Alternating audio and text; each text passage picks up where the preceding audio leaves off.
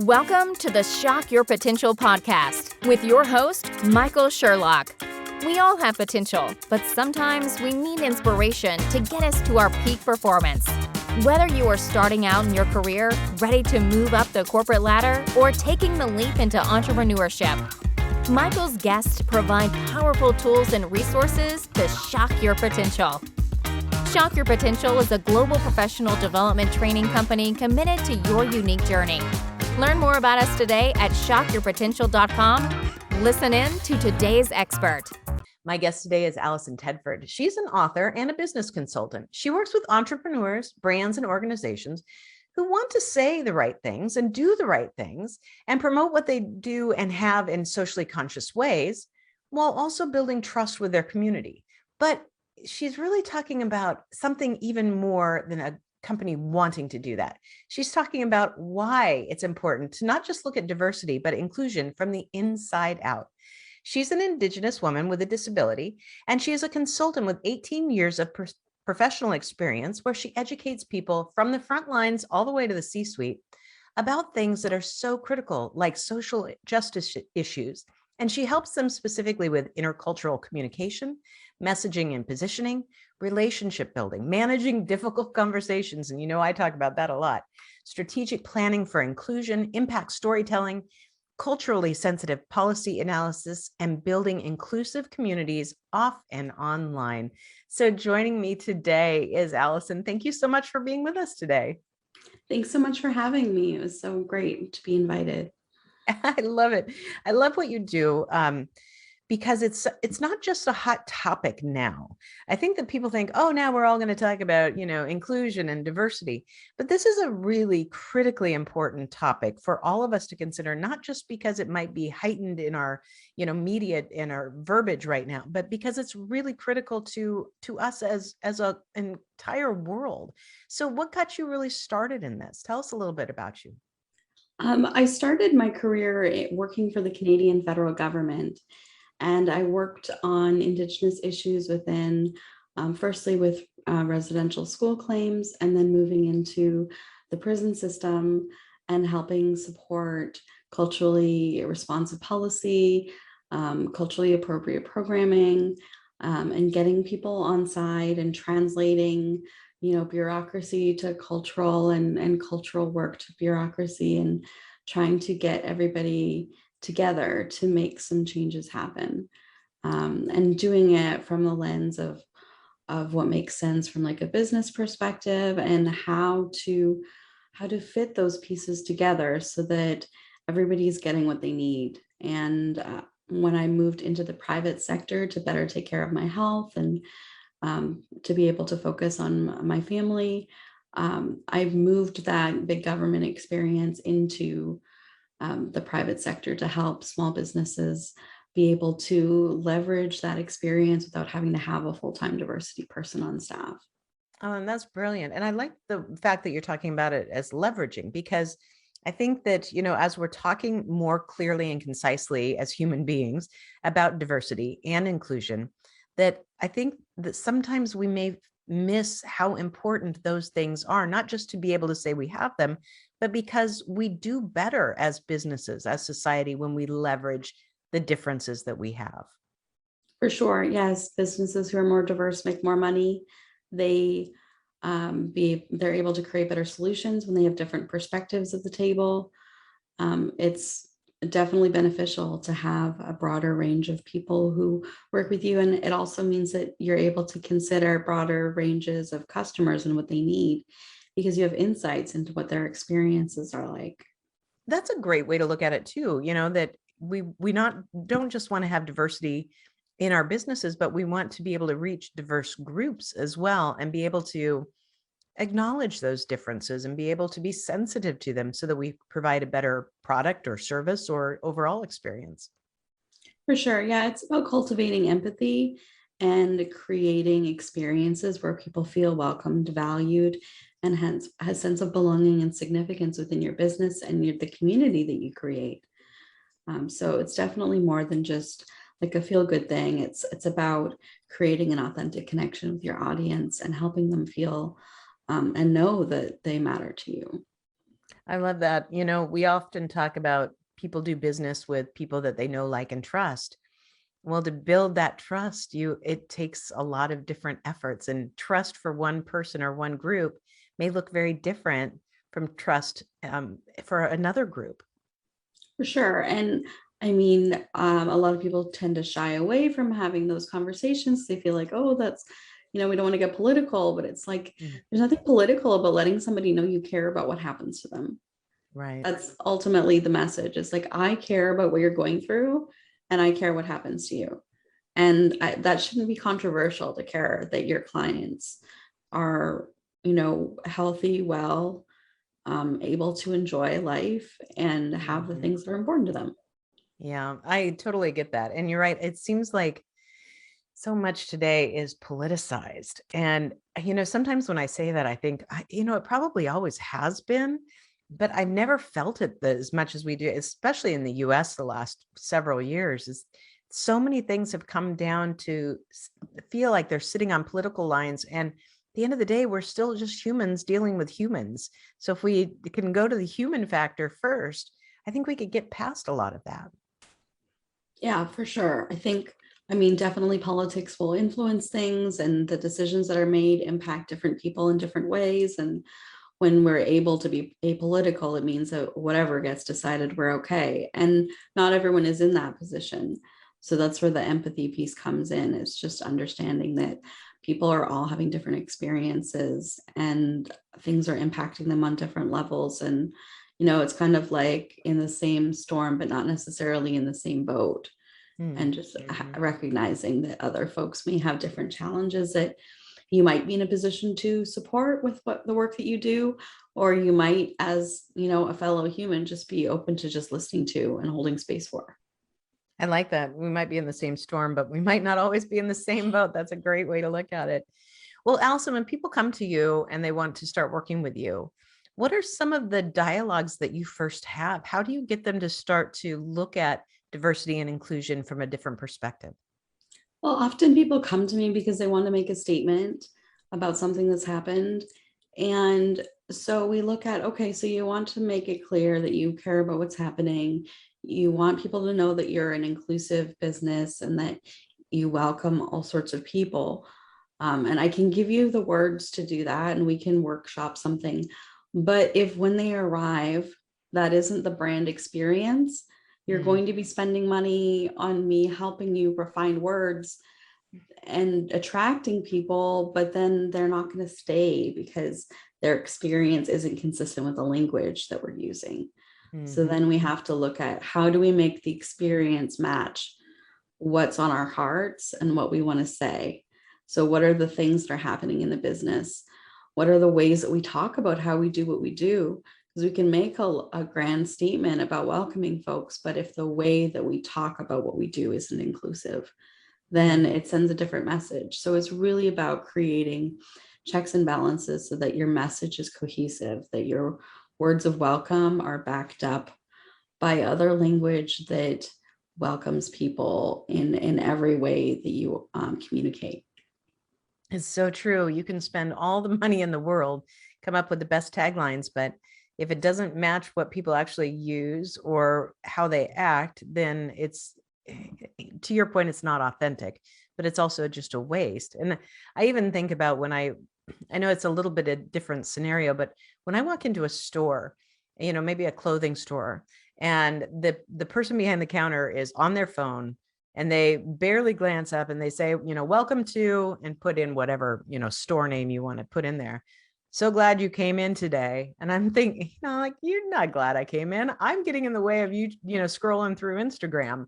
If we're going to have a great experience, then perhaps you should actually look up from that screen and look me in the eye. And that's just on one element of welcoming. I mean, really trying to take this to the next level with what you do in terms of truly being diverse and inclusive. You got a lot. That's probably not an easy job to have. Well, it definitely is rewarding, and it's great to look at where people are at and where they can go. I mean, lots of people get tripped up by like, well, I don't have the same budget as like Amazon or Google to implement some big initiative.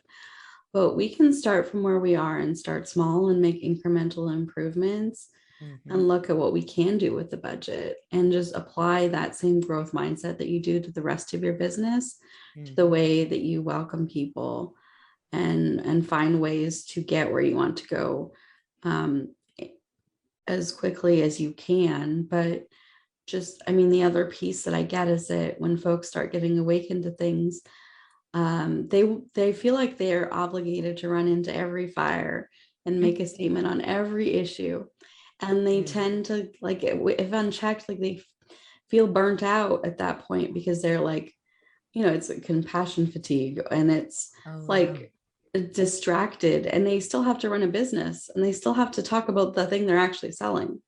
Yeah. Right. So I try to encourage folks that, like, it's okay to focus on an area that you're passionate about. Like, nobody goes like, hey, David Suzuki, what have you done for diabetes research lately? Like, people know he's an environmentalist. So Mhm. it's okay to have an area of focus that matters to you and that you talk about.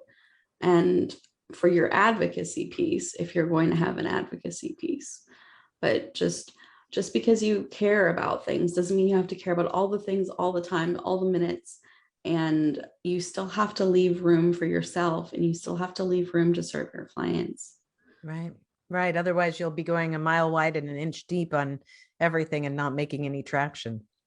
For sure. Yeah. And I mean, the reality is that we need to welcome people that we're ready to serve, right? Like, if our space isn't ready, if we don't have the competency to actually be able to serve folks with different experiences, then it can actually be more harmful than closing the door to somebody. So we really need to be clear that we're welcoming the folks that we can help, and we're welcoming people into a space that's ready for them. And we've been intentional about assessing, like, what do we need to make what we do work for people who are maybe different than the usual clients that we're used to serving. Because when we throw open those doors, we need to be able to receive folks and assess, like, can I help you? Do I have what you need? And maybe there's a need for somebody with more specialized services, and that's okay too. We don't have to be everything for everybody. Right. But we want to be intentional about having respect and care and concern for all people. Yeah, I agree. And, just thinking, Allison, about my listeners, many of them own small businesses. Many of them are entrepreneurs.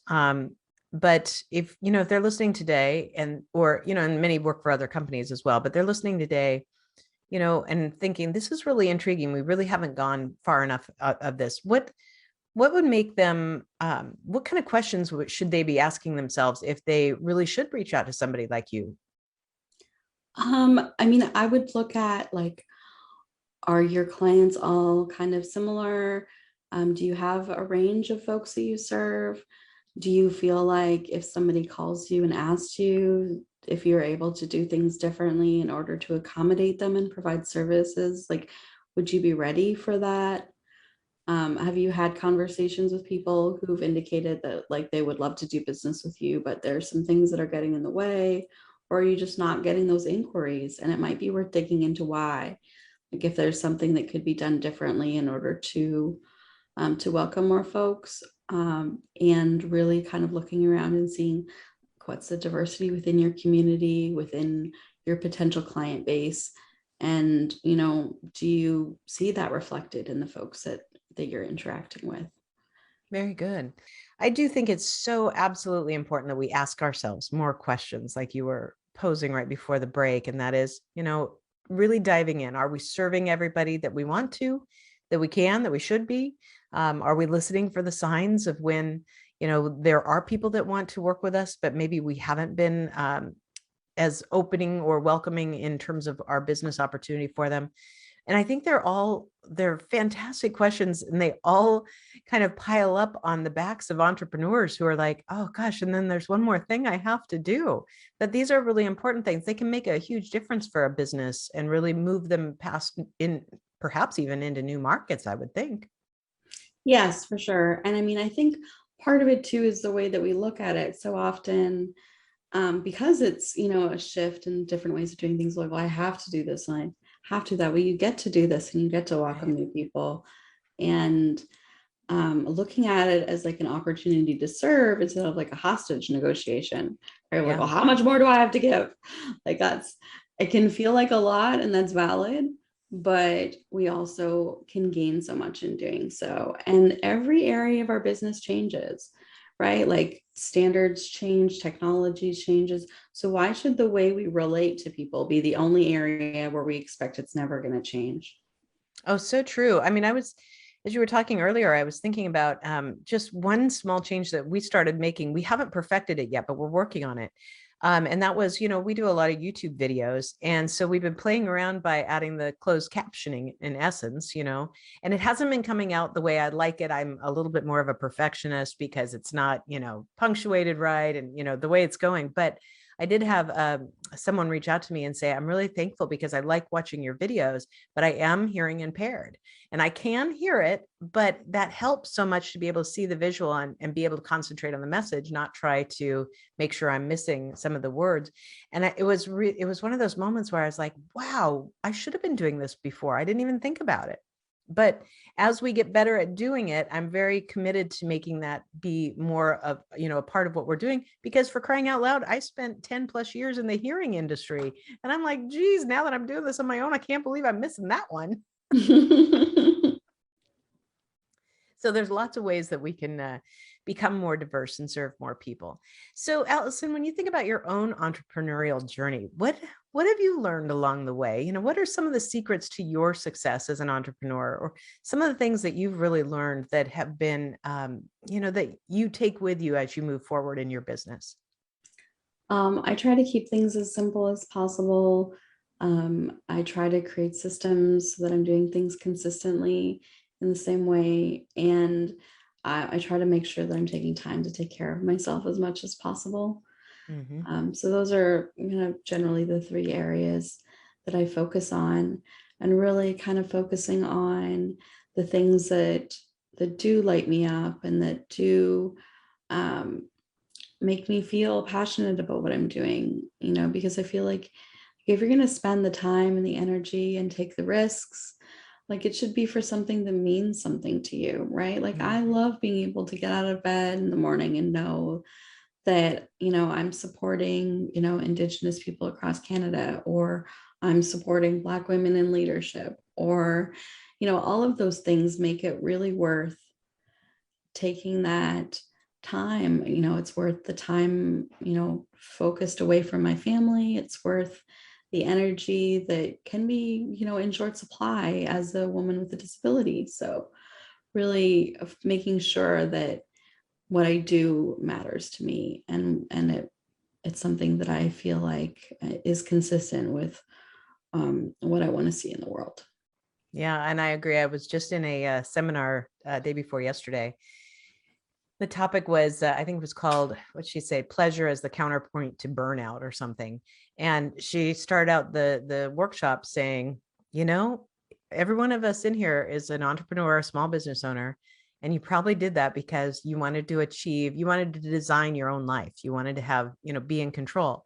But if you have ever, or if you are experiencing burnout, then there's something that's amiss and it will take that joy away. So you've got to find the ways to incorporate the joy so you don't just make it all work. Otherwise it's back to whatever reason you started your own business, whatever prompted you to do that. And it was really great. I found, very similar to you, I've made much more time for me, my physical fitness, how I eat, how I sleep, how I enjoy it in my life. But it's a great reminder that to have balance and to be successful, you better find that time to be happy and enjoy it as well. For sure. Yeah. It's kind of the fuel that you need when it's hard, and it just makes it all worth it. I mean, I'm fortunate to be in a position like 5 years later where I can make those choices. And I know when I first started, like I wrote about European gutter systems, which I have zero passion for. Like if gutter systems light you up, bless you, but it didn't necessarily do that for me. And it was that was part of the road getting started, was that I took a lot of time to experiment and find what I liked and find the best environments. And what are the kind of the common traits of businesses that I work well with.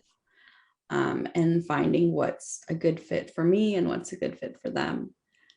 So that has been really crucial, and being realistic about what's achievable, because otherwise you just run yourself into the ground. There's so much abundance of opportunity, and we really have to be judicious about what we decide to invest in. Because I was just going to say, though, if you would have told me North America gutter systems, I would have said, no way, but European gutter systems, I'm totally in.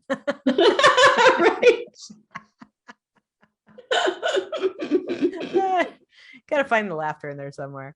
I love it. Alison, I know we're going to have all your contact information on the show notes, but just in case somebody wants to look you up right now because they want to know about possibly working with you, what's the best way for them to find you? My website is AlisonTedford.com, and you can find me on Facebook or Instagram with at Alison Tedford. Very good. And before we go, do you have any last words of wisdom or pearls of advice for my listeners and viewers?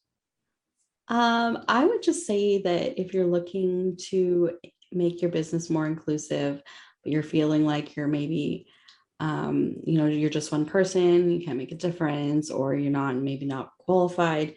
There's a really great Brene Brown quote that's like, daring leaders are never silent about hard things. And if you're a business owner, you're a daring leader. And so you're already qualified to speak on hard things because you're already doing it. Right. And you innovate every single day, and you can innovate the way you work with people too. I love that. It's a very good quote, and it makes a lot of sense. And I think we've all been there, done that. Absolutely.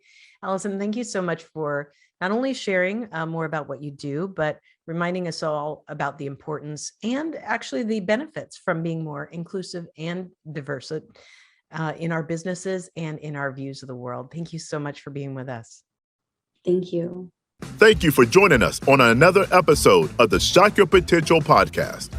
Learn more about us today at shockyourpotential.com, including details on Michael's 2 best-selling books. Tell me more how to ask the right questions and get the most out of your employees and sales mixology, why the most potent sales and customer experiences follow a recipe for success. And as always, don't forget to subscribe, rate, and like us today.